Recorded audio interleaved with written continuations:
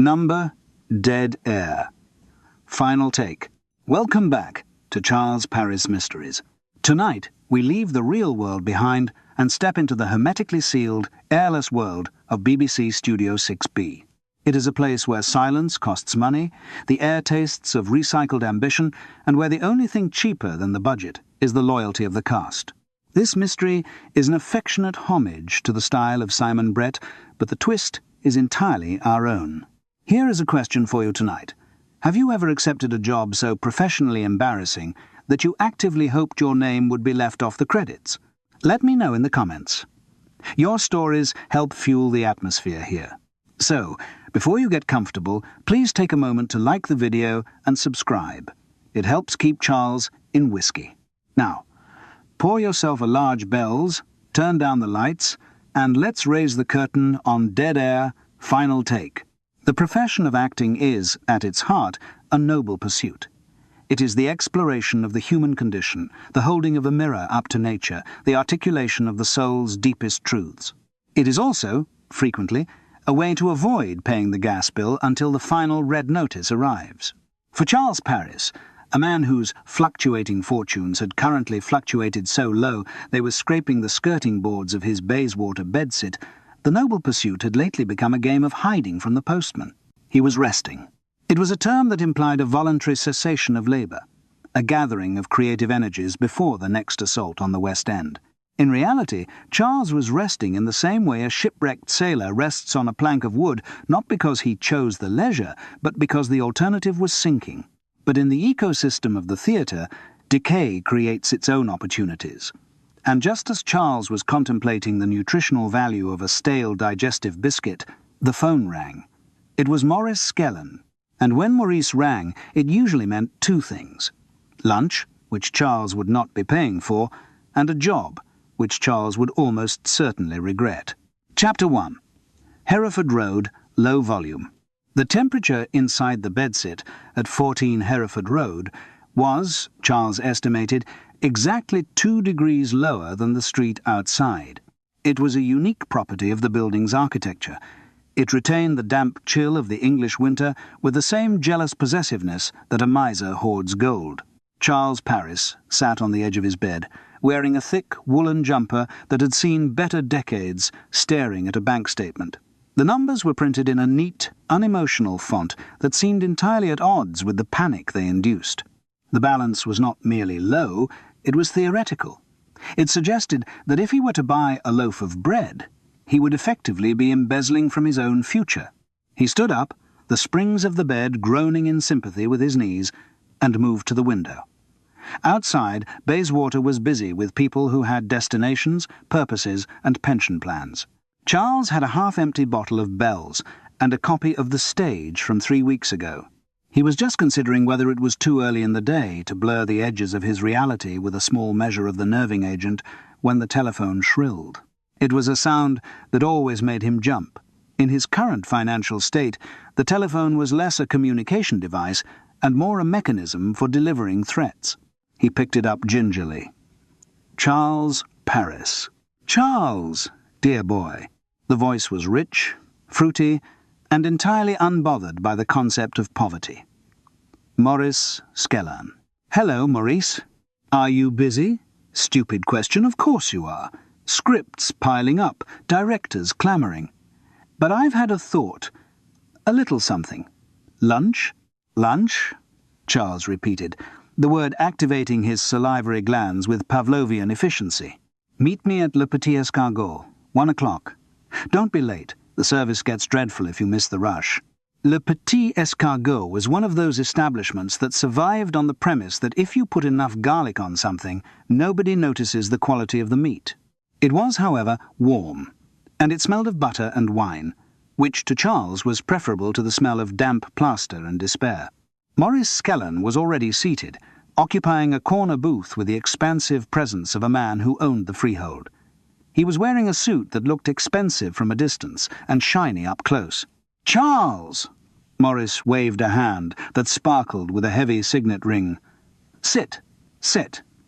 You look remarkably rested." "I am resting, Maurice. Aggressively." "Good, good. Keeps the instrument tuned. Maurice snapped his fingers for a waiter who looked as if he would rather be anywhere else. A gin and tonic for me, large. And for Mr. Paris? A pint of bitter, please.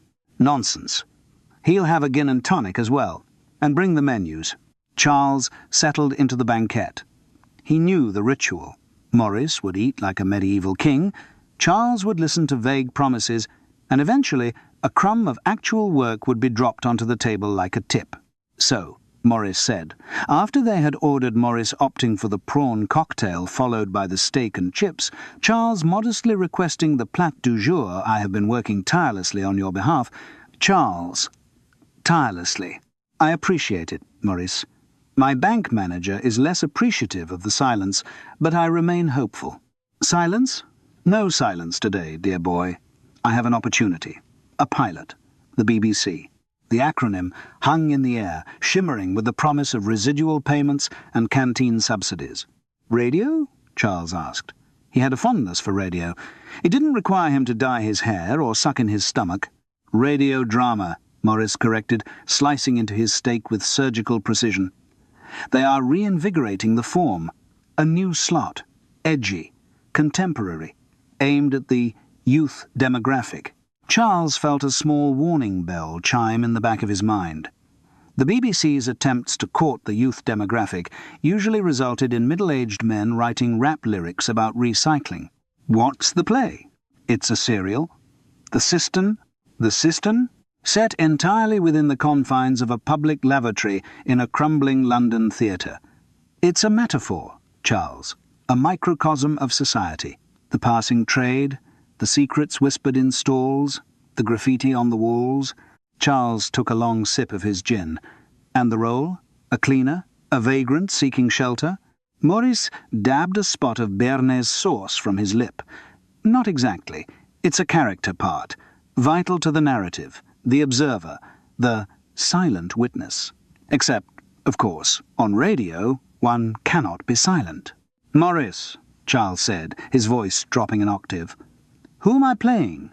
Maurice coughed, a sound that might have been a laugh in disguise. You, Charles, have been cast as the voice. The voice of God? The voice of the amenities. Charles stared at him. The amenities. Specifically, Maurice said, skewering a chip. Unit 4. The toilet. There was a long silence. At a nearby table, a couple laughed, unaware that art had just died in the room. You want me, Charles said slowly, to play a toilet. A sentient toilet, Charles. It's a satirical device. The toilet comments on the decline of standards, the moral vacuity of the users. It's practically Brechtian. It's a lavatory, Maurice. It's 3 days recording at full equity rates, plus a buyout for the pilot. And, Maurice lowered his voice conspiratorially, if it goes to series, you're looking at a recurring role. Regular income, Charles. Think of the pension. Charles thought of the pension. He thought of the gas bill. He thought of the empty afternoons in Hereford Road. Does it? Does it have a name? The script refers to him as Armitage. Armitage. It's a very witty script.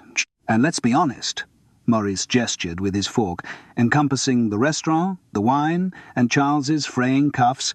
It's not as if you're turning down the Royal Shakespeare Company at the moment, is it?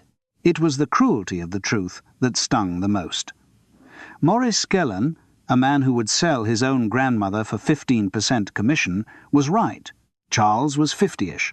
His face was known only to people who watched television in the 1970s, and his bank balance was currently formatted in red ink. 3 days? Charles asked, defeated. Starting tomorrow. Studio 6B at Broadcasting House. You'll be working with Lennox Squire. The producer? The commissioning editor. He's taking a hands-on approach. Apparently, this project is his baby. A baby toilet, Charles muttered. Don't be churlish, dear boy. It's work. It's the BBC. It's exposure. If I am playing a toilet, Maurice, I sincerely hope the exposure is limited. Maurice laughed, a sound like a drain unblocking, and signalled for the dessert menu. That's the spirit. I'll send the contract over this afternoon. Now, I believe they do a rather excellent profiterole here. Walking back to Hereford Road later that afternoon, Charles felt the heavy, comfortable weight of a good lunch settling in his stomach, warring with the lighter, sharper sensation of professional humiliation in his chest. He stopped at the off-licence on the corner. The bell tinkled as he entered. "Afternoon, Mr. Paris," the shopkeeper said, not looking up from his paper. "The usual?" "Yes, please." Charles placed the bottle of Bell's whisky on the counter. It was an expense he shouldn't incur, but today it felt necessary, a medicinal requirement. Back in his room, he poured a generous measure into a glass that had once held mustard. He held it up to the light. The amber liquid glowed, a small, reliable sun in the gloom of the bedsit. "To Armitage," he said aloud to the empty room. "The role of a lifetime." He drank. The whisky burned pleasantly on the way down, smoothing the edges of his pride. After all, he reasoned, voice work was a skill. It was pure acting. No costumes, no sets, just the voice creating a world. Laurence Olivier had done voiceovers. Orson Welles had done radio commercials for frozen peas. If Orson Welles could sell peas, Charles Paris could certainly embody a piece of sanitary ware with dignity. He took another sip, larger this time. Besides, on the radio, nobody could see you blush. Chapter 2. Studio 6B, Dead-End Drama. Broadcasting House was a building designed to intimidate. It rose from the pavement like a limestone ship, its curves suggesting Art Deco elegance, while its interior corridors whispered of bureaucracy and pension schemes. Charles Paris arrived with the punctuality of a man who knows that being late is a luxury afforded only to the famous or the fully employed. He navigated the security checkpoint, a ritual that involved surrendering his dignity to a man with a scanner who viewed Charles's slightly battered leather script case with the suspicion usually reserved for unexploded ordnance. Having been granted a plastic lanyard that identified him as Visitor Paris, a label that felt uncomfortably existential, Charles was swallowed by the lifts. The corridors of the radio drama department smelled of floor polish, static electricity, and the faint, sweet scent of creative compromise. They were beige, a specific, soul-dampening beige that the BBC must have purchased by the tanker load in the 1950s and was determined to use up. Studio 6B was located in the basement, a subterranean bunker designed to exclude the world. Charles pushed through the heavy acoustic doors, the air pressure changing in his ears as the seal locked. The control room was bathed in a submarine gloom, illuminated only by the banks of LEDs on the mixing desk and the pale, anxious faces of the production team. "Ah, Charles, you're here. Marvellous." Caroline Dempsey, the series producer, offered him a hand that felt like a bundle of dry twigs. She was a woman in her late 30s who wore her stress like a scarf. It was tightly wound and likely to strangle her if pulled. Her smile was brittle, the sort of expression that suggests a staple gun has been used to keep the corners of the mouth elevated. "Caroline, lovely to be back," Charles lied smoothly. "We're a bit behind," she whispered, glancing nervously at a man standing near the back wall. "Lennox is observing." Charles followed her gaze. Lennox Squire, the commissioning editor for New Wave Audio, stood with his arms folded, radiating the silent, critical energy of a man who calculates the cost of oxygen. He was wearing a suit that cost more than Charles's entire theatrical education, a sleek, shark-grey number that seemed to repel dust. His face was smooth, blank, and entirely devoid of humour. "Mr. Squire?" Charles nodded. Lennox stared at him. "Paris. The voice. Good. We need texture. We need grit. We need the listener to feel the porcelain." "Quite," Charles said, unsure if he was being insulted. He was ushered into the recording booth, a glass-walled aquarium that smelled of warm electronics and other people's breath. The silence inside was absolute, a thick, felt-lined dead air that pressed against the eardrums. 3 other actors were already seated on the high stools, clutching scripts and looking like hostages. Charles recognized 2 of them. There was Julian Vane, a man who had played King Lear in Rep in 1982 and had been mentioning it every day since, now cast as the hand dryer. And beside him, playing Graffiti Artist 1, was a young drama school graduate named Benji, who was currently doing vocal warm-ups that sounded like a cat being strangled in a library. "Right, everyone on cans, please." The voice of Nev Oates, the sound engineer, crackled through the headphones. Nev was visible through the thick glass, a man hunched over the mixing desk, like a priest at an altar. He was adjusting levels with microscopic precision, his face a mask of disdain for the biological entities on the other side of the glass. To Nev, actors were merely unpredictable sources of noise that interfered with his perfect silence. "Setting levels for scene 1, Caroline said over the talkback. The incident with the bleach." "Wait," Lennox's voice cut in. It wasn't loud, but it had the cutting quality of a diamond drill. He leaned over the desk, pressing the talkback button with a manicured finger. "Before we start, a word on tone." The actors froze. In the corner of the studio, the Foley artist, a man named Digby, who wore a utility vest and looked smugly proud of his trolley of rubbish, stopped arranging his coconut shells. "This isn't a comedy," Lennox said, his voice filling Charles's headphones. "It's a socio-political soundscape. The cistern is about the waste of society, the flushing away of dreams. When you speak, I don't want funny.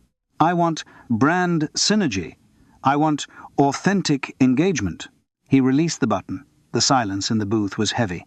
"I think he means he wants us to be funny but sad," Charles whispered to Julian.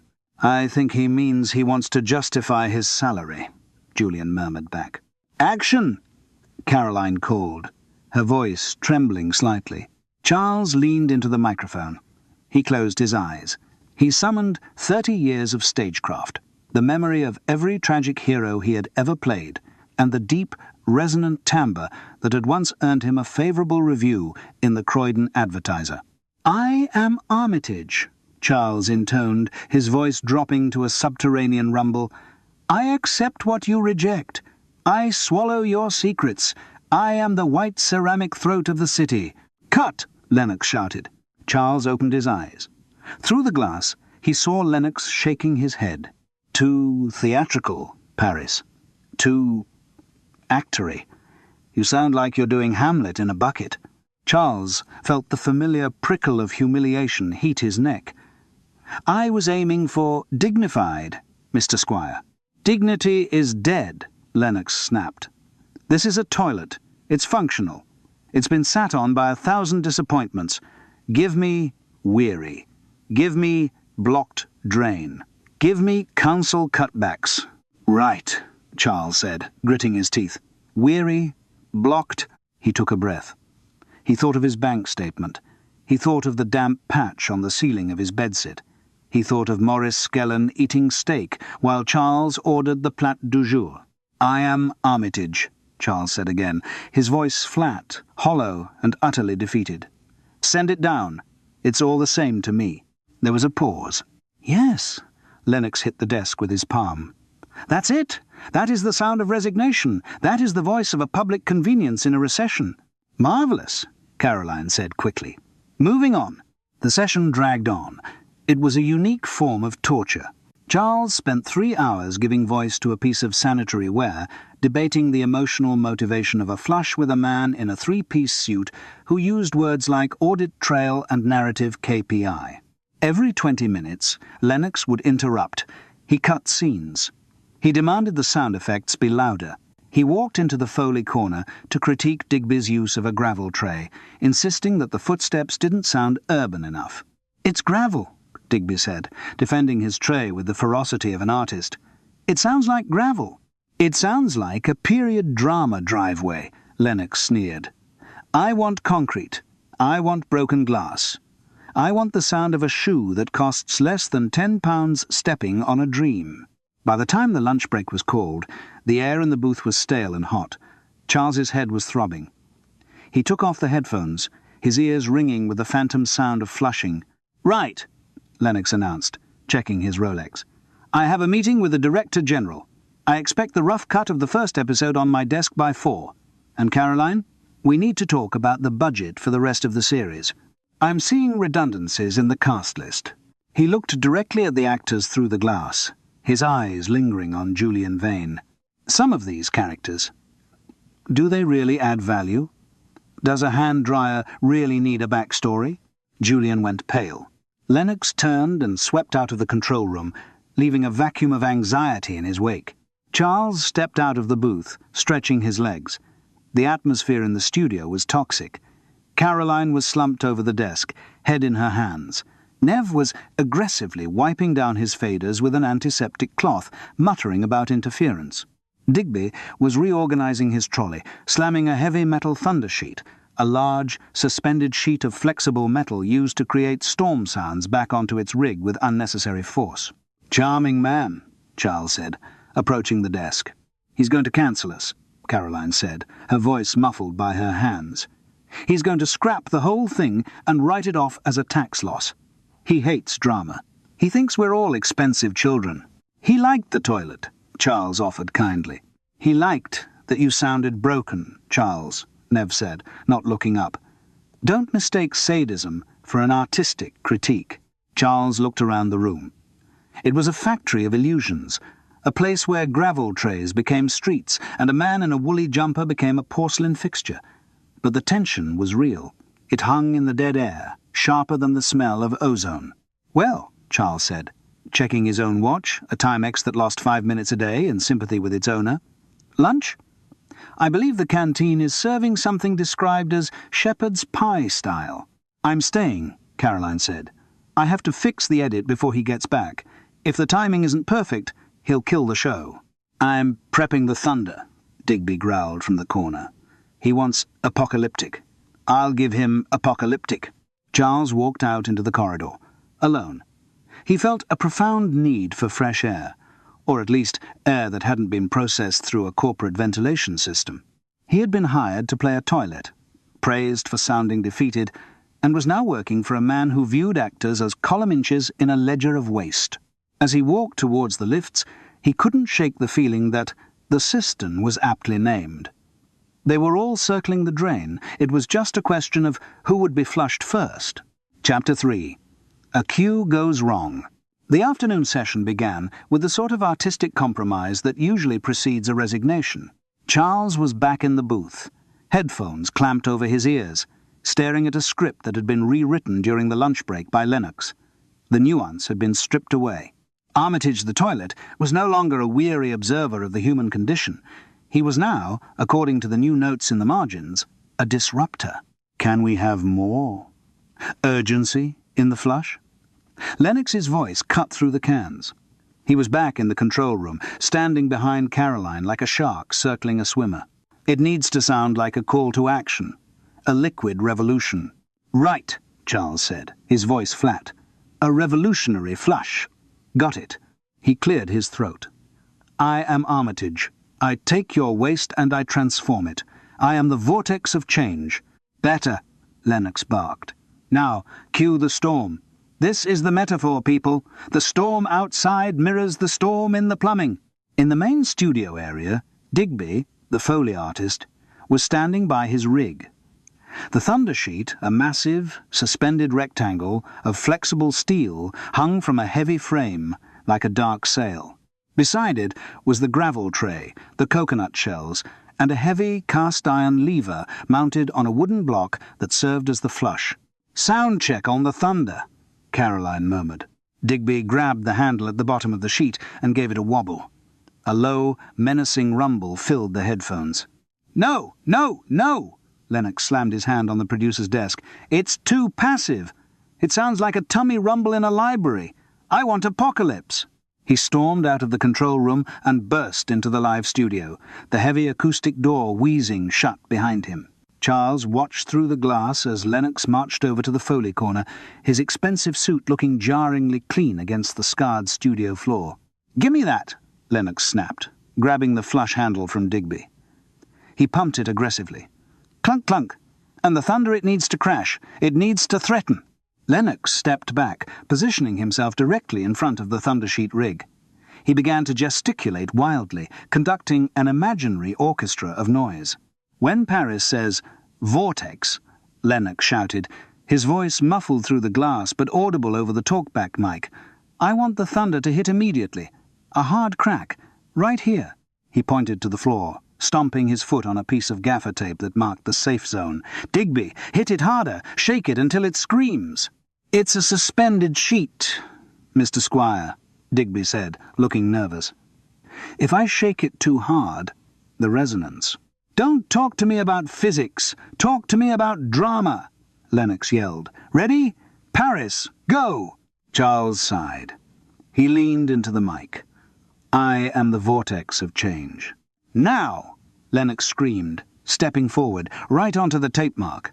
Digby grabbed the thunder sheet and shook it with the desperation of a man fearing for his job. The metal roared. It was a magnificent, terrifying sound, a cacophony of warping steel. And then, a sound that wasn't on the cue sheet. A sharp, metallic ping. The top shackle, holding the massive steel sheet, gave way. The sheet, heavy and sharp-edged, didn't just fall, it swung. Released from tension, it whipped down in a vicious arc, a pendulum of grey metal slicing through the air. Lennox Squire didn't even have time to look up. The edge of the sheet caught him squarely on the side of the head and neck. There was a sickening, wet thud, a sound no Foley artist could ever replicate perfectly, followed by the crash of the sheet hitting the floor and the clatter of the iron frame twisting. Lennox went down like a marionette with cut strings. He hit the floor and didn't move. "Oh, God," Caroline whispered in the control room. For a second, there was total silence. Dead air. The red on-air light beamed down on the body of the commissioning editor, which was now tangled in the wreckage of the weather effect he had demanded.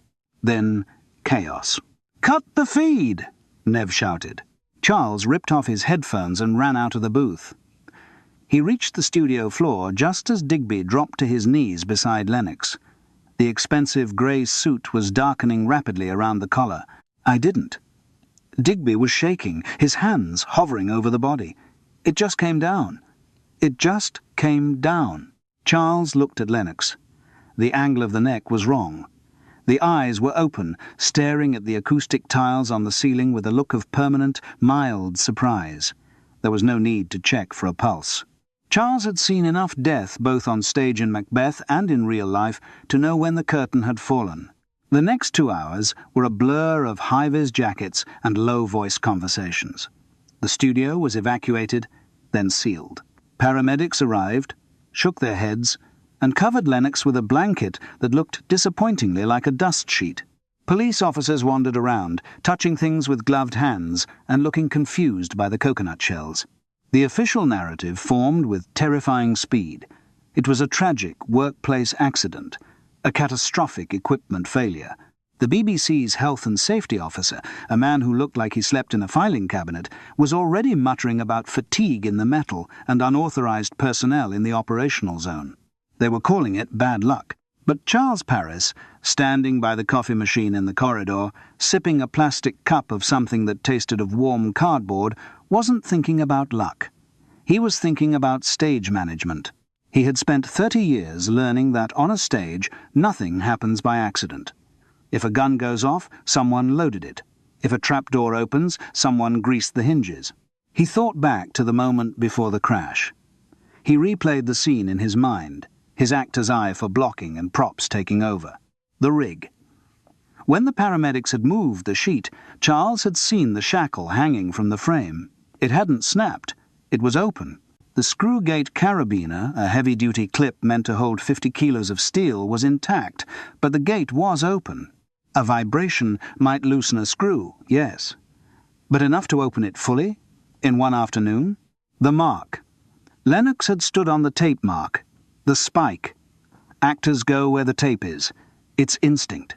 Lennox, arrogant as he was, had assumed the tape marked the sweet spot for the sound, the place of maximum impact. But Charles looked at the floor now, past the police tape. The gaffer tape forming the T shape was bright yellow, clean. The edges were sharp.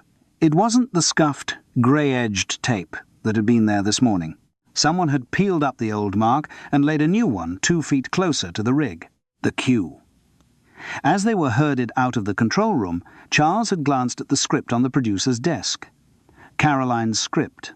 In the margin, circled heavily in 2B pencil, were the words "Thunder Early." Visual cue. Thunder Early. Not when the line finished, but when Lennox stepped forward. Charles crushed the plastic cup in his hand. Lennox Squire hadn't died because of a loose screw. He had been directed to his death. He had been blocked, cued, and rehearsed into the path of a falling object.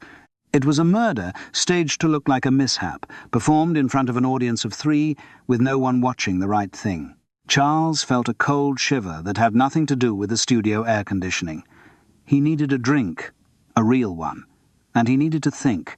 He slipped away while the police were taking a statement from a weeping Caroline, walking out into the London evening. The streetlights were just flickering on, indifferent to the fact that the commissioning editor for New Wave Audio was currently being zipped into a bag.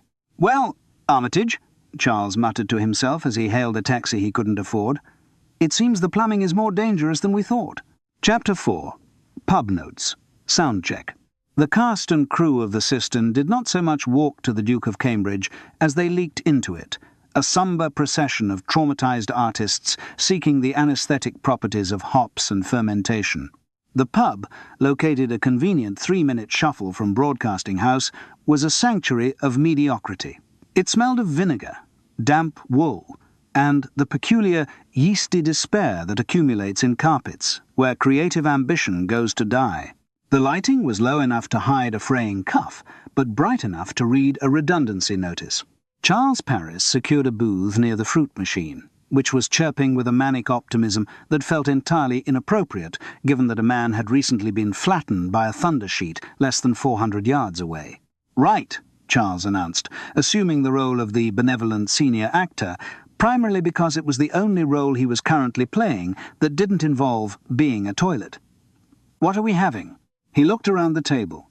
Caroline Dempsey, the producer, looked as if she had been weeping in a cupboard. Her eyes were red, and she was clutching a packet of crisps like a life raft. Nev Oates, the sound engineer, was staring into the middle distance, presumably replaying the frequency of the death clatter in his head. Digby, the Foley artist, was still shaking, his hands trembling so violently that he looked as if he were mixing an invisible cocktail. "Gin," Caroline whispered. "Large, no tonic, just gin." "Pint of heavy," Nev grunted. "Brandy," Digby said. "Medicinal," Charles nodded gravely. He went to the bar, his mental calculator performing the grim arithmetic of his overdraft. He ordered the drinks, adding his own requirement to the list with a practiced air of necessity. "And a large Bell's, please. No ice." He carried the tray back to the booth, the glasses clinking like a discordant wind chime. He distributed the libations. Caroline drank half her gin in one swallow, a feat of hydraulics that Armitage the Cistern would have admired. "He's dead," she said, placing the glass down with a clack. "I can't believe he's actually dead. I mean, I hated him. We all hated him. But I didn't want him flat." "It was the rig," Digby mumbled into his brandy. "I checked it. I swear I checked it. The carabiner was locked. I always lock it. It's instinct. You don't hang 50 kilos of steel without checking the gate." Charles took a sip of his whiskey. The bells hit his stomach with a warm, reassuring glow, a familiar friend telling him that while the world was chaotic, the alcohol content was reliable. "Accidents happen, Digby," Charles said soothingly, probing gently. "Although it did seem oddly timed." "Timed?" Nev looked up, his eyes narrowing. It was perfect. Audio-visually perfect. He stepped on the mark, he shouted the cue, and wham! If I'd edited it, I couldn't have cut it tighter. "He moved the mark," Digby said, his voice rising slightly. "I saw him. Earlier. He was kicking the tape around. Said the sweet spot was too acoustic. Wanted to be in the vortex. He moved the bloody tape himself." Charles filed this away. So, Lennox had moved the mark. Or had he been told to move it? Or had someone moved it for him, and he'd merely claimed credit for the decision, as was the habit of commissioning editors everywhere? "He was going to fire us," Caroline said suddenly. She looked around the pub, ensuring no BBC spies were lurking behind the quiz machine. "He told me this morning. He was auditing the department." "Auditing?" Charles asked, leaning in. "Financial? Everything. He said the budget for the Cistern was opaque. He said there were irregularities in the equipment hire. She glanced at Nev. He was going to go through the books. He said he'd found phantom kit. Nev shifted in his seat. Lennox wouldn't know a phantom power supply from a toaster. He was looking for excuses to cut the budget. He wanted to sack the crew and bring in freelancers, cheaper. He was cruel, Digby said, wiping his nose. Did you see how he spoke to the assistant? That poor girl, Sarah? He told her she had the organizational skills of a damp sponge. In front of the whole team. And now he's gone, Charles said, swirling his whiskey. And the audit? Gone with him, presumably, Caroline said. The department will be in chaos for months. They'll freeze everything, including the investigation into us. She looked relieved. Horrified? Yes, but underneath the shock there was the undeniable relaxation of a person who has just watched a firing squad get struck by lightning. Charles sat back. Motive. It was thick in the air, hanging heavier than the smell of stale chips. Money, reputation, jobs. Lennox Squire had been a man who threatened livelihoods with the casual arrogance of someone who had never had to worry about rent. It's a tragedy, Charles said, testing the word. It's showbiz, Nev muttered. 1 minute you're the commissioning editor, the next you're a sound effect. Charles drained his glass.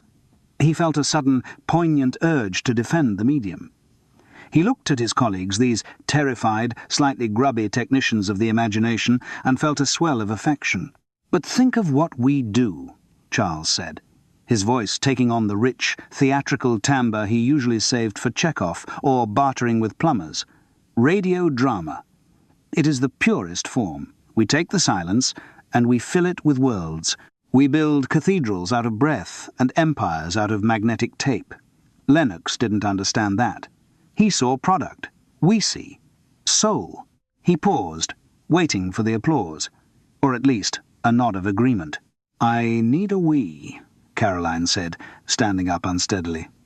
I'll get another round. Charles's moment of high art deflated like a punctured souffle. He sighed and realized that his own bladder was singing the song of the second pint. I shall join the pilgrimage, Charles said. He navigated his way to the gents. The door was marked with a handwritten sign that said, Lock broken, sing if occupied. Charles entered. The room was a tiled confessional of damp grout and graffiti. He stood at the urinal, a porcelain brother to the character he was currently paid to inhabit, and looked at the wall. Someone had written, Dave loves Sharon in marker pen, and below it someone else had added, Dave is a liar. Charles closed his eyes. Here he was, a man who had once played Hamlet, or at least the ghost of Hamlet's father, which was arguably more gravitas-heavy, now standing in a pub toilet, preparing to go back to a studio to play a toilet, having just witnessed a man die in a way that was essentially a slapstick routine gone wrong. He finished, washed his hands in cold water because the hot tap was purely decorative, and looked at himself in the cracked mirror. You're a detective now, Charles, he told his reflection. A detective who plays a lavatory. It's a niche. He dried his hands on his trousers because the air dryer was broken. As he turned to leave, the door swung open and Nev Oates walked in. Nev looked at Charles. He didn't move to the urinal. He just stood there, blocking the exit. You're asking a lot of questions, Paris, Nev said. His voice was low, stripped of the studio polish. I'm naturally curious, Nev. It's an actor's trait. Motivation and all that. Lennox was an accident, Nev said. A nasty, messy accident.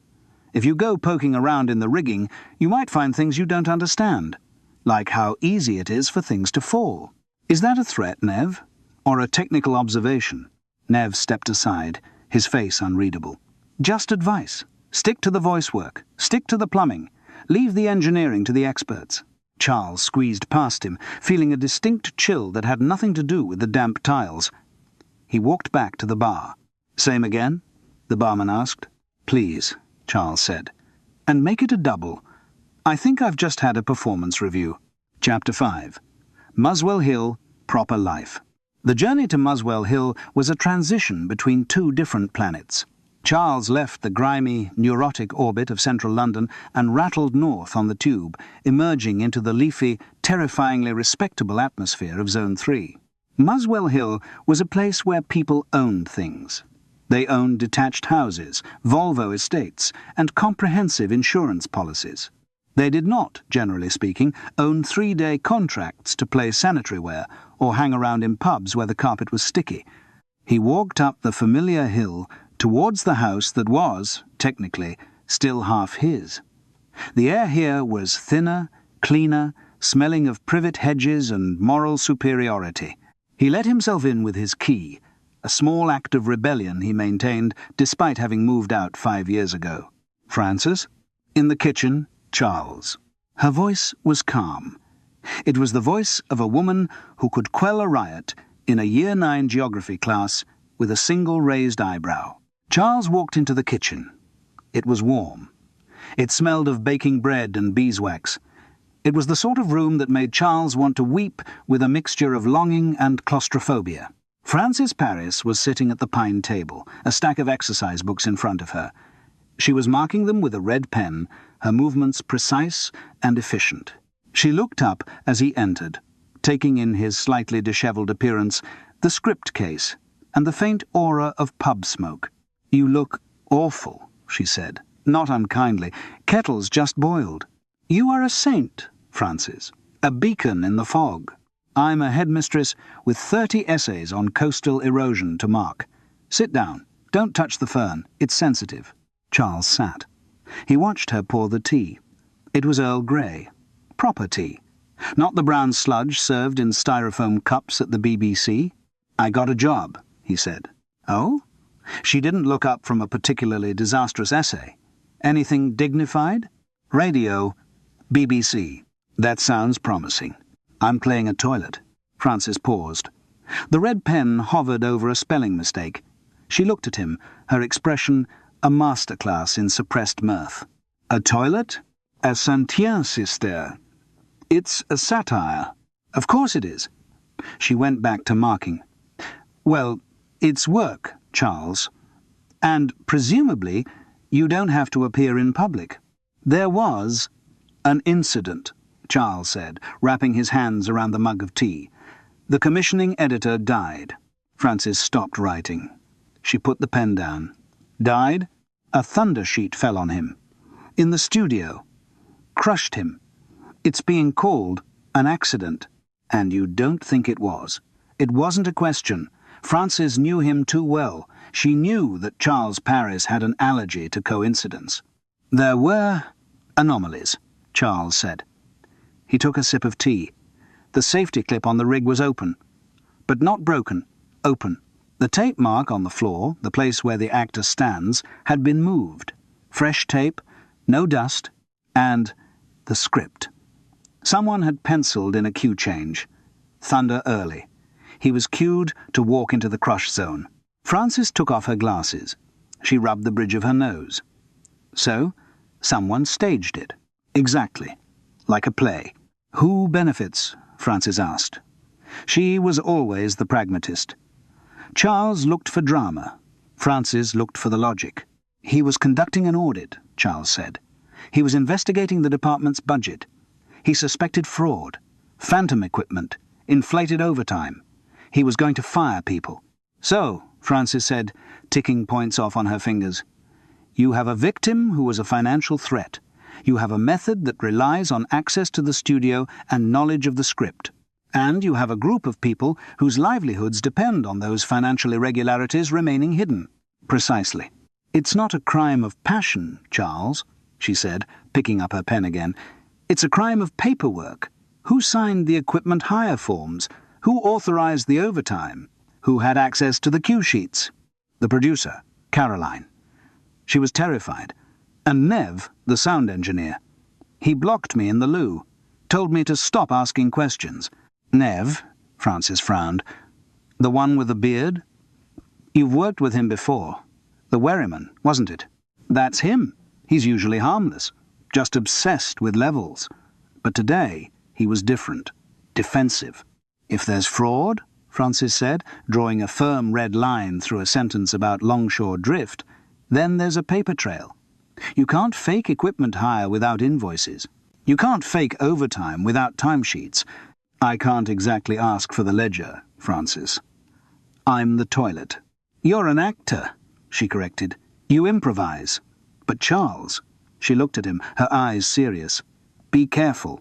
If someone is willing to drop 50 kilos of steel on a commissioning editor to save their pension, they won't hesitate to drop something on a nosy actor. I'm always careful. You're never careful. You're just lucky. And luck runs out. She pushed a plate of biscuits towards him. Rich tea. Dependable. Boring. David is coming for dinner at 8, she added casually. The name landed on the table like a dead fish. David. The school's inspector. The man who wore sensible jumpers and probably knew how to fix a fuse box. The man who was currently sleeping in the bed that Charles had bought in 1982. Ah, Charles said. The inspector. He's a good man, Charles. I'm sure he is. I'm sure his coastal erosion essays are immaculate. Charles stood up. The warmth of the kitchen was suddenly suffocating. He felt the familiar pang of jealousy, the jealous arrogance that he had no right to feel but felt anyway. This was his house, his wife, his tea, and yet he was the visitor. He was the guest who had to leave before the real family arrived. I should go, he said. I have lines to learn. Armitage has a monologue about bleach. Frances looked at him. For a second, her expression softened. Take the biscuits, Charles. You look like you haven't eaten. He took 2 biscuits. It was a pathetic harvest from a marriage, but it was better than nothing. Thank you, Francis, for the tea and the logic. Just don't get flattened, Charles. It would be a terrible administrative headache. He let himself out into the cool evening air of Muswell Hill. He walked back towards the station, eating the dry biscuits, thinking about paper trails and thunder sheets. Francis was right. It wasn't about the noise. It was about the silence in the accounts. And he knew exactly where to start looking. Chapter 6, Credits and Red Herrings. The following morning, the corridors of Broadcasting House had achieved that uniquely British state of crisis management. Aggressive normality. People walked a little faster, the coffee was consumed a little more urgently, and nobody made eye contact with the police tape that still sealed off a corner of Studio 6B. Charles Paris arrived with a slight headache, the legacy of the previous night's investigation into the structural integrity of the human liver. He was technically there for pickups, re-recording specific lines, where his pronunciation of sanitary had lacked the requisite pathos, but his real motivation was the billing. He found Julian Vane, the actor playing the hand dryer, cornering a terrified production assistant near the vending machines. Julian was a man whose voice projected to the back of the gallery even when he was whispering. It is a question of precedence. Julian was booming, waving a crumpled copy of the Radio Times listing. I am a named character. Hand dryer. It implies agency. It implies function. And yet, I am listed below Graffiti Artist 1. Below, a boy who hasn't even learned how to breathe from the diaphragm? Charles approached, sensing a red herring the size of a whale. Trouble in paradise, Julian? Julian spun around, his silk scarf fluttering. Charles, have you seen this? It's an insult. It's a professional assassination. Lennox Squire did this. He told me last week to my face that the hand dryer was superfluous to the narrative arc. Superfluous. And now Lennox is, well, cancelled, Charles noted gently. And not a moment too soon, Julian hissed. He leaned in, his breath smelling of peppermint and suppressed rage. I'm not saying I'm glad he's dead, Charles, but if he had lived to edit the final cut, I would have been reduced to a background hum. A hum, Charles. I played Lear at the Wolverhampton Grand. Charles nodded sympathetically. He knew that, for an actor of Julian's vintage, billing was more important than oxygen. A demotion in the credits was a motive for murder. You were angry enough to take action? Charles probed. I took action, Julian declared. I leaked the story to the Standard. I told them about Lennox's youth outreach nonsense. I told them he was spending the budget on consulting fees while cutting cast. I was going to humiliate him in print. Charles felt the thrill of the chase dampen instantly. Julian Vane was a leaker, a gossip, a man who fought with press releases. He wasn't a man who climbed up a lighting rig to tamper with a shackle. He was too worried about his knees. Spite, Charles concluded. But not sabotage. Sabotage? Julian looked affronted. I don't do manual labour, Charles. I have an equity card. Charles left Julian to his indignation and slipped into the production office. The room was empty. Caroline was presumably being interviewed by another layer of management. The desk was a chaotic landscape of scripts, coffee cups, and invoices. Charles moved with the practiced stealth of an actor who has spent years sneaking into the green room to steal the good biscuits. He scanned the paperwork.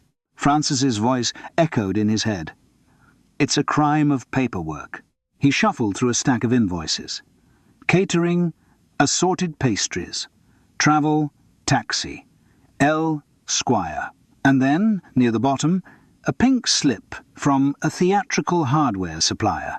Order date? Yesterday. Item 2. Ex-heavy-duty screwgate carabiners, 500 kilograms load. Reason. Replacement for faulty rig. Signed, C. Dempsey. Charles froze. A replacement. Ordered yesterday, before the accident. If the rig was known to be faulty, why hadn't the session been stopped? Or, more chillingly, if the clips were bought to replace the ones on the rig, where were the new ones? The clip that had failed the one Charles had seen hanging open looked old, scuffed, and beneath the hardware invoice, a timesheet. Overtime. N. Oates, studio maintenance, 4 hours, dated last Sunday. But the studio was closed on Sundays. Charles knew this because he had tried to get in to retrieve a forgotten umbrella and had been rebuffed by security. Phantom maintenance. Pre-ordered safety clips. It wasn't just negligence.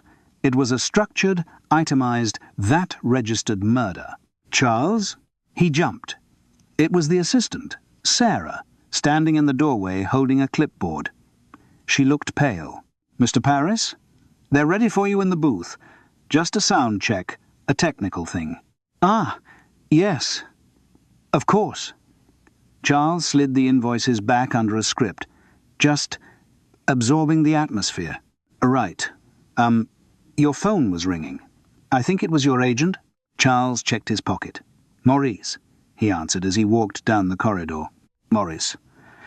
I'm in the middle of a homicide investigation. Yes. Very dramatic, Maurice's voice crackled. But I've had a call from Business Affairs. They're freezing the payments for the cistern. Something about an internal audit. I know, Maurice. Well, it's highly inconvenient. I've already invoiced for your commission. Is there any chance it'll pay? Possibly posthumously, Charles muttered. Don't joke, Charles. If they cancel the contract, you only get the kill fee. And the kill fee is barely enough for a pub lunch. Do try to keep the show on the road, won't you? The line went dead. Charles stared at the phone. His agent was more concerned about 15% of a kill fee than the actual kill. He reached Studio 6B. The main floor was still taped off, but the isolation booth, a small, separate box used for dry voice recording, was open. In you go, Charles, Nev said from the control room. He didn't look at Charles. He was staring at his monitors, his hands twitching over the faders. Charles stepped into the booth. It was smaller than the main studio, a closet lined with acoustic foam. He sat on the stool, put on the headphones. Just a level check on the ventilation hum, Nev said over the talkback. We're getting some interference. Need you to sit tight while I isolate the frequency. Fine, Charles said. I am Armitage. I am patient. He heard the heavy magnetic lock of the door engage with a solid thud. Running the test, Nev said. The hum of the air conditioning, usually a low background presence, suddenly cut out. The booth went silent. Totally silent. Then the lights flickered. The main overhead strip went dark, leaving only the red on-air light glowing above the door. Nev? Charles said. It's gone a bit dark in here. No answer. The air in the booth, usually cycled rapidly to prevent the equipment from overheating, began to stagnate. It was a small space, perhaps 4 feet by 4 feet. Nev? The air's off. Silence in the headphones. Charles stood up. He tried the door handle. Locked. Of course. The magnetic seals were designed to prevent accidental opening during a take. They were controlled from the desk. Nev, this isn't funny. He looked through the thick, multi-layered glass. The control room was dark. He couldn't see Nev. He couldn't see Caroline. The temperature was rising. The equipment in the booth, the monitor, the mic amp generated heat. Without the fan, the box was becoming a sauna. Charles banged on the glass. "Hello? Open the door." Nothing. The red light bathed him in a demonic glow. He felt a trickle of sweat run down his back. Panic, the actor's old enemy, began to rise. It wasn't the stage fright of forgetting a line, it was the primal fear of a trapped animal. He pounded the glass with his fist. It was soundproof glass, triple glazed. He could scream until his lungs burst, and outside it would register as nothing more than a blip on a meter. He was going to die in a box. He was going to expire in a cupboard, just like Armitage the toilet. His breath was coming shorter now. The carbon dioxide was building up. He felt dizzy. He slumped against the door, sliding down to the floor. Is this it? He thought. No final bow? No obituary in the stage? Just found slumped in a beige box, smelling of fear and yesterday's whiskey? And then, with a loud clack, the magnetic lock released. The door popped open an inch. Cool corridor air rushed in. Charles kicked the door wide and fell out onto the carpet, gasping like a landed fish. Nev was standing there, holding a clipboard, looking entirely unconcerned. "Sorry about that, Charles," Nev said, ticking a box on his form. "System glitch. The solenoid stuck when we reset the desk. You all right?" Charles scrambled up, his legs shaking. He grabbed Nev by the lapels of his checked shirt. "Stuck? You locked me in there. You cut the air." "Safety protocol," Nev said, pulling away smoothly. "If the board resets, the room seals to protect the mics from surges. Standard procedure. Didn't know it would take that long to reboot. My bad." He didn't look sorry. He looked like a man delivering a message. "You could have killed me," Charles wheezed. "But I didn't," Nev said, his voice dropping to a whisper. "Just a technical hitch, Charles. Like the thunder sheet. These studios, they're dangerous places. Easy to get hurt if you're not where you're supposed to be." Nev smiled a tight, level-checking smile and walked back into the control room. Charles leaned against the wall, his heart hammering a frantic rhythm against his ribs. It hadn't been a glitch. It was a rehearsal, a warning. Stop digging, or the next accident won't be an accident. He straightened his jumper. He smoothed his hair. He needed to get out of the building. But more importantly, he needed a drink. And after that, he needed to talk to the one person who knew exactly where the bodies and the spare carabiners were buried. Chapter 7. Foley Farce. Real Teeth. The Foley store was located down a short, unlit corridor behind Studio 6B. It was the place where sound went to hibernate. It was a windowless cavern filled with the detritus of 1,000 imaginary worlds. Old doors in frames, rusty hinges, sacks of gravel, sheets of tin, and a terrifying array of footwear ranging from cavalier boots to tap shoes.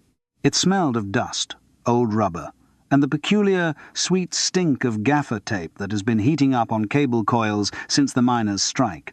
Charles Parris slipped inside, closing the door with the gentle click of a man who has spent a lifetime sneaking into dressing rooms to check the billing. He wasn't entirely sure what he was looking for. A ledger marked murder expenses, perhaps, or a receipt for a heavy object. But he knew that in the theatre of crime, the props cupboard often held the truth. The room was dim, lit only by the spill of light from the adjacent production office. The connecting door was slightly ajar. Charles heard voices. Urgent, whispered voices. He looked for a hiding place. The options were limited. He could conceal himself behind a rack of period swords, or squeeze between a heavy wooden door frame and a shelf labelled vegetable destruction cabbages, melons. He chose the vegetable shelf. It offered a modicum of cover and smelled faintly of rotting produce. To complete the disguise, and purely because they were hanging there, and Charles felt exposed without a costume, he slipped on a pair of oversized studio cans that were dangling from a hook. He looked, he realized with a pang of self-awareness, like a middle-aged DJ broadcasting from a compost heap. "It's falling apart, Nev." Caroline's voice drifted through the gap in the door. She sounded shrill, the frequency of a violin string about to snap. "Keep your voice down," came the reply. "Nev Oates, the man who reset rooms by removing the oxygen." "Lennox found the hire logs," Caroline hissed. "He knew about the freelance kickbacks. He knew about the phantom kit. He told me, 'Nev,' he said, 'Caroline, your budget is a work of fiction that would shame Dickens.' He was going to audit the last 3 years. So?" Nev's voice was calm, terrifyingly level. "Lennox is gone. The audit died with him. The department freezes, the investigation stalls, and by the time they appoint a new commissioning editor, we'll have cooked the books until they're Michelin star quality." "But Paris knows," Caroline said. "He was in the office. He saw the invoice for the carabiners. The replacement carabiners. Nev. The ones we ordered before the accident." Charles held his breath. He pressed himself harder against the shelf. A plastic cabbage dug into his ribs. "Paris is a resting actor," Nev scoffed. "He's a drunk with the delusions of grandeur. I gave him a little fright in the booth. He's rattled. He'll go back to his bottle and his memoirs." "He's not backing off," Caroline insisted. "He's asking Digby about the tape marks. He's sniffing around the thunder sheet. If he puts it together, if he realizes we set the stage, then we deal with him," Nev said. "Another accident. Studios are dangerous places, Caroline. Heavy things fall. Cables trip people. Electricity arcs." Charles felt a cold sweat break out under the leather ear cups of the headphones. They weren't talking about firing him. They were talking about a rewrite, a final edit. He shifted his weight. His foot, encased in a hush puppy that had seen better decades, landed on a patch of loose gravel, a driveway surface spilled from a torn sack. Scrunch. In the silence of the Foley store, it sounded like an avalanche. The voices in the next room stopped instantly. "What was that?" Caroline whispered.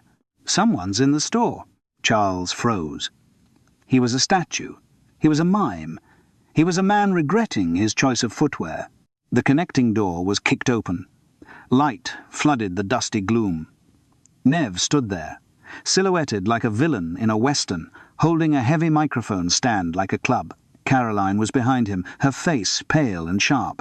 Charles tried to blend in with the props. Unfortunately, a man in a beige cardigan wearing headphones does not look like a cabbage, no matter how much he wishes to. "Charles?" Caroline said. Her voice wasn't angry. It was disappointed. "Oh, Charles, you really shouldn't be here." "Just looking for the gents," Charles said, his voice cracking slightly. "Took a wrong turn at the fruit machine. Marvellous collection of rubbish you have here." "He heard," Nev said flatly. "He stepped into the room." "I heard nothing," Charles lied, raising his hands. "I was just admiring this door frame. Solid. Oak, is it?" He patted the heavy, freestanding door frame next to him. It was a massive piece of timber, mounted on casters, used for slamming effects. Nev looked at Caroline. Caroline looked at the door frame. Then she looked at the heavy iron latch that held the door upright in its frame. "It's loose, Nev," she said, her voice strange and detached. "The safety latch. It's always been faulty. Just like the thunder sheet." "Caroline, don't," Charles said, backing away. "Accidents happen, Charles," she said. She lunged forward. Not at him, but at the frame. She kicked the release catch. The heavy oak door, weighted with lead for authentic thuds, swung free. It didn't just swing, it toppled. The casters skidded, the frame tipped, and 500 pounds of wood and iron came crashing down towards Charles's head. This was the moment for agility. This was the moment for the reflexes of a stuntman. Charles Paris, however, had the reflexes of a man who had consumed a large lunch and a gin and tonic. He didn't dive. He flailed. He threw himself backwards, his foot catching in a coil of XLR cable. He went down hard, hitting a tray of coconut shells with a clatter that sounded like a horse race in a library. The door frame smashed into the shelf where his head had been a second ago. The shelf collapsed. Plastic cabbages and melons rained down like a grotesque salad. "Get him!" Nev shouted. Charles scrambled on his hands and knees, tangled in cables, covered in dust. He looked up to see Nev raising the mic stand. "Exit stage left!" Charles yelled, purely out of instinct. He grabbed a handful of gravel from the spilled sack and threw it pathetically at Nev. It was less pocket sand and more mild irritant, but it made Nev blink. Charles rolled. He hit the main door to the corridor. It was blocked by a trolley of metal trays. He shoved it. The trolley careened into a rack of wind chimes. The noise was incredible, a cacophony of crashing metal and tinkling bells that would have woken the dead, or at least the sleeping security guard. He burst out into the corridor, tripping over his own feet, and sprawled onto the linoleum. "Help!" he bellowed, his voice echoing off the beige walls. "Fire! Murder! Critics!" Behind him, Nev and Caroline appeared in the doorway, but they froze. At the end of the corridor, a cleaner had appeared, leaning on a mop, staring at the man lying in a pile of wind chimes. The moment of violence was broken by the arrival of an audience. Nev lowered the mic stand. Caroline smoothed her hair, her face instantly composing itself into a mask of professional concern. "Charles!" she called out, stepping over the debris. "Are you all right? You slipped. We told you it was cluttered in there." "Slipped?" Charles gasped, scrambling to his feet. "You threw a door at me." "Don't be silly," Caroline hissed, grabbing his arm with a grip of steel. "You tripped over a cable. You're drunk, Charles. You've been drinking all afternoon." She turned to the cleaner. "He's an actor. He's method." Charles pulled his arm free. He was shaking. His heart was hammering against his ribs like a trapped bird. He looked at Nev, who was staring at him with cold, dead eyes. "I'm resigning," Charles said, straightening his jumper, which was now covered in sawdust. "My interpretation of the toilet is complete. I feel sufficiently flushed." He turned and walked away. He walked fast. He didn't run, because running would admit fear, but he walked with the brisk, purposeful stride of a man who knows that a microphone stand to the back of the head is a very real possibility. He made it to the exit. He pushed through the revolving doors and out into the cool, grey London evening. He was alive. He was unemployed. And he was terrified. He needed a phone. He needed the police. But first, with a shaking hand, he checked his wallet. He had enough for a taxi, or enough for 3 large measures of spirit. He hailed a taxi. "Where to?" "Goove." "The Montrose," Charles said, sinking into the seat. "And step on it. I have a sudden, urgent need for a large bells." Chapter 8. Actor Logic, Paper Logic. Charles Paris did not go to the police immediately. Going to the police required a level of sobriety and coherence that he currently lacked. Instead, he went to the canteen, bought a black coffee that tasted of scorched beans and despair, and engaged in the actor's primary survival mechanism: rehearsal. He sat at a plastic table, muttering to himself. He needed a performance. He needed to be authoritative, knowledgeable, and slightly threatening, a combination he usually reserved for demanding his per diems. He knew the plot. Caroline Dempsey and Nev Oates had been running a phantom kit scam, hiring equipment that didn't exist, billing the BBC, and splitting the cash. Lennox Squire, the suit with the calculator, had found the discrepancy. He was going to expose them. So they staged a tragedy. They rigged the thundersheet, moved the mark, and cued the lightning to strike the accountant. But knowing the plot wasn't enough. He needed the prop. He finished the coffee, adjusted his cuffs, and marched back towards Studio 6B. The police tape was still there, but the uniform on guard was currently explaining the plot of EastEnders to the receptionist. Charles slipped under the tape with the grace of a man who has spent a lifetime entering stage doors he wasn't strictly invited to. The control room was active. Caroline and Nev were there. They weren't mixing sound, they were shredding paper. The rhythmic whir crunch of the machine was the loudest sound in the room. Charles opened the door. He didn't sneak in this time. He entered. "Good evening," he projected, his voice filling the room with the resonance of a corrupted senator. Caroline jumped. She shoved a sheaf of papers behind her back. Nev spun around, his hand instinctively reaching for a heavy tape reel. "Charles?" Caroline's voice was brittle. "I thought you'd gone home. To recover." "I did," Charles lied. "But then I had a call. from the police. Detective Sergeant McWhirter, a charming man, Scottish, very thorough. He saw the flicker of panic in Nev's eyes. It was a bluff. McWhirter was a character Charles had played in a radio mystery 3 years ago, but fear makes people bad critics. "They're on their way up," Charles continued, checking his watch. "Apparently, they've found the purchase order for the carabiners, the ones you bought yesterday to replace the faulty ones on the rig." "That's administrative," Caroline snapped, though her knuckles were white. "Routine maintenance." "And the ventilation logs," Charles added, improvising wildly. "The building management system logs every fluctuation in airflow. They know someone manually overrode the safety protocols in the isolation booth an hour ago. Attempted asphyxiation is a serious charge, Nev." Nev stepped forward. "You're lying. The logs are wiped when the system resets." "Are they?" Charles raised an eyebrow. "Are you sure? Or is that just what you hope?" He walked towards the desk, ignoring the fact that his knees were trembling. He pointed to the script lying next to the shredder. "And the cue sheet," Charles said softly. "The one with the pencil note. Thunder early. Visual cue." Caroline's eyes darted to the script. It was the tell, the unconscious glance of the guilty. "It's just a draft," she whispered. "It's a murder weapon, Caroline." She moved. Fast. She grabbed the script and lunged for the shredder. "No!" Charles shouted, dropping the persona and diving across the mixing desk. It was not a graceful maneuver. He caught his foot on a bank of faders, sliding them all to maximum volume. A feedback loop screamed through the studio monitors, a high-pitched shriek of electronic agony. Charles crashed into Caroline. They grappled over the paper. It was a messy, undignified tussle involving elbows, apologies, and the ripping of 80 GSM recycled paper. "Get him off me!" Caroline screamed. Nev grabbed Charles by the back of his jumper. He hauled him back.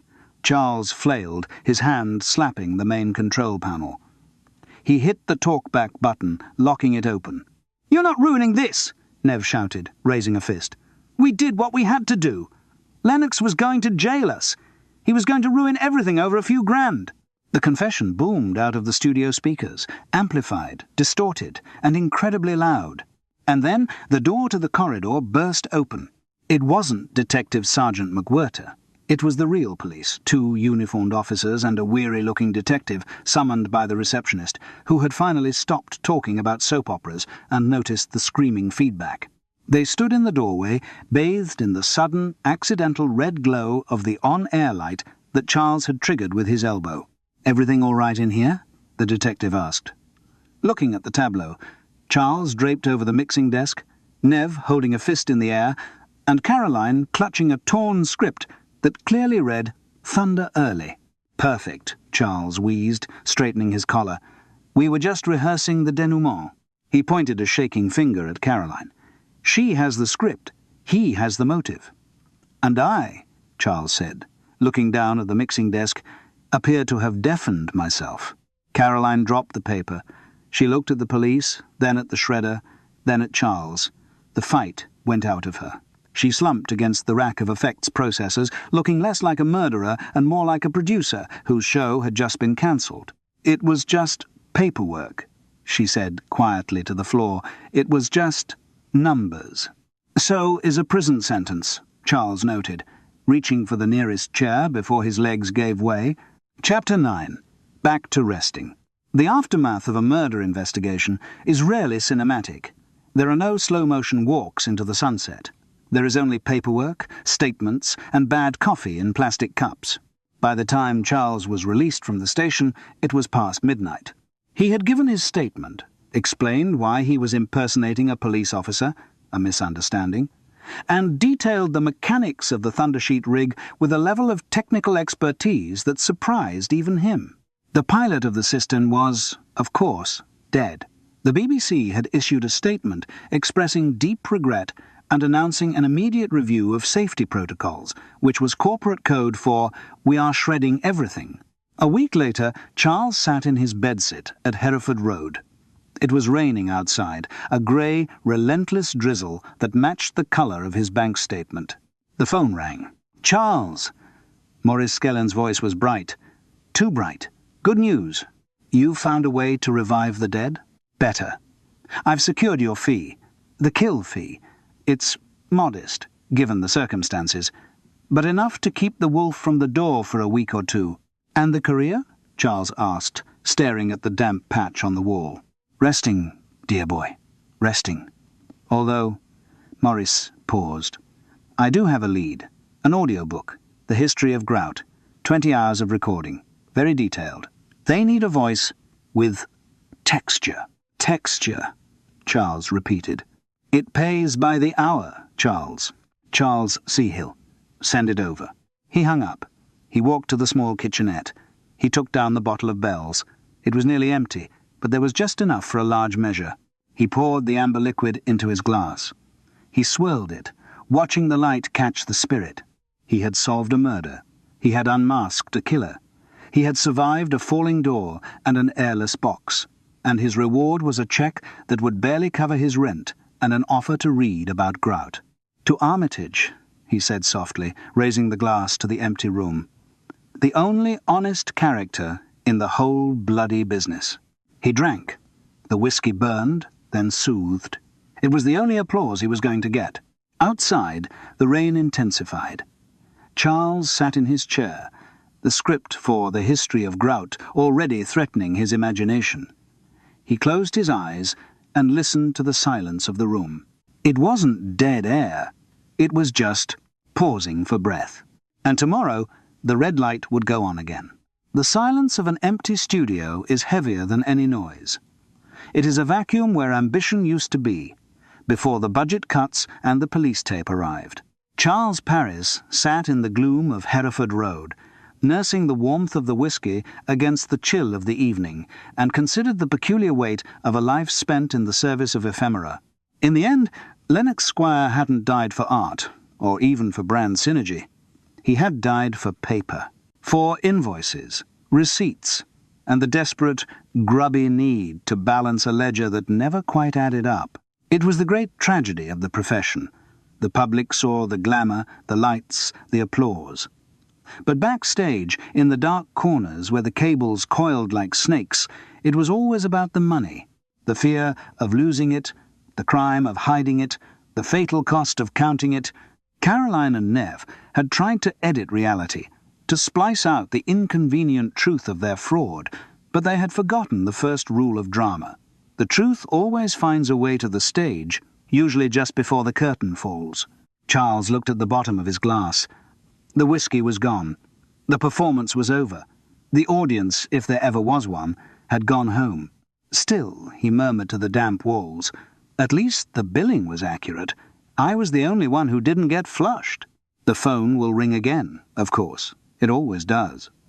Maurice is threatening a tour of a pantomime in Scunthorpe Aladdin with a cast of reality TV rejects and a budget of 0. There are rumours of a trapdoor that sticks and a genie who drinks. Come back when the stage door opens again. And that is where we leave Charles Paris for tonight, safe, solvent, briefly, and back to the only role he can play with absolute conviction, himself. If you enjoyed this trip into the damp, acoustic shadows of Broadcasting House, please hit the like button. It costs absolutely nothing, unlike a round of drinks at the Montrose. Don't forget to leave your answer to the question of the day in the comments. Have you ever had a job title that was harder to explain than the voice of a toilet? And, of course, subscribe to ensure you don't miss the next curtain call. There are always more bodies to be found, and Charles is always resting just enough to find them. Until next time, finish your glass, check the small print, and mind how you go. Cheers.